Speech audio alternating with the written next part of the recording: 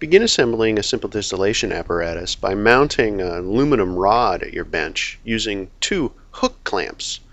Put the hook clamps on with the thumb screws pointing away from you so they're out of the way of the other clamps you'll need for the apparatus and the apparatus itself.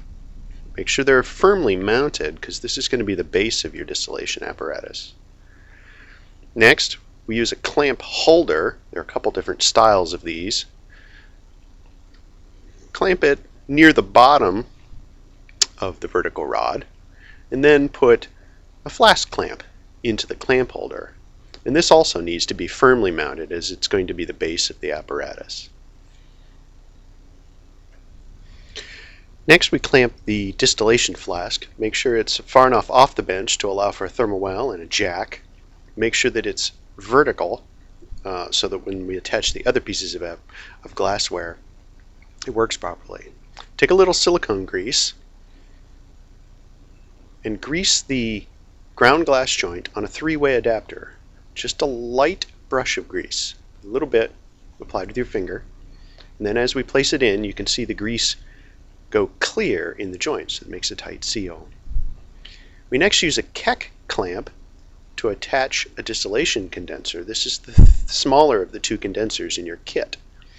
Make sure you have the Keck clamp positioned properly. There's a large end and small end, and push it on to snap and hold the condenser in place.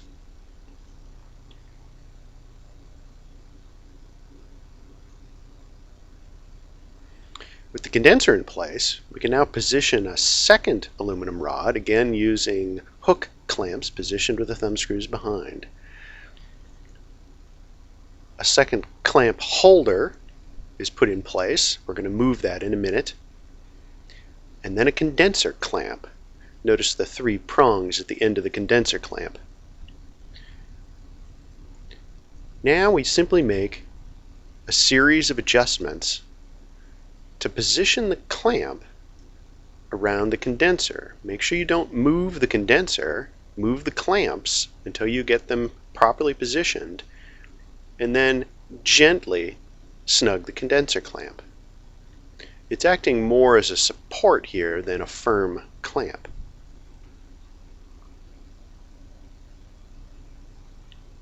We use a vacuum adapter as an elbow at the end of the condenser so that our distillate drips into our receiver, and that's attached to, again, with another Keck clamp. Take a piece of latex tubing and wet it with a little bit of water and slide it up over the tubulature. The lower end of the condenser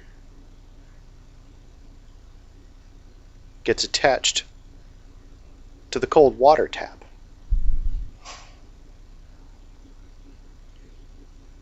A second piece of latex tubing is attached to the higher end of the condenser.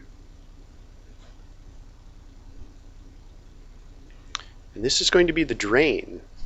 In order to keep the hose down in the sink, we attach it to a glass stem funnel. This simply serves as a weight so that the hose doesn't accidentally come out of the sink. We then gently turn on the water. You'll see the condenser fill up. In order to check the flow rate, we have to lift the funnel up and look at how fast the water is flowing in out of the end of the hose.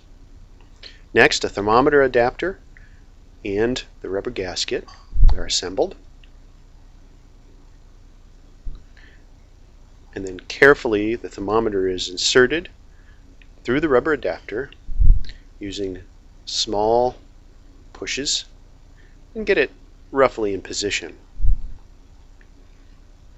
The thermometer is inserted and then adjusted for height. This is critical.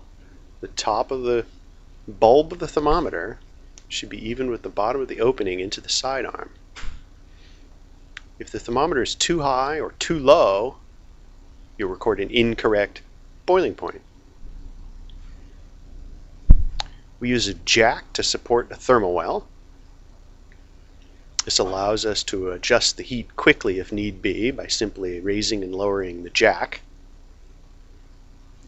The thermal well is raised up so that it's in contact with the flask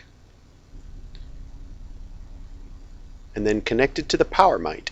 at your lab station. Never ever connect it directly to the 120 volt plug. Finally, we insert a receiving flask, in this case a graduated cylinder, and we're ready to go.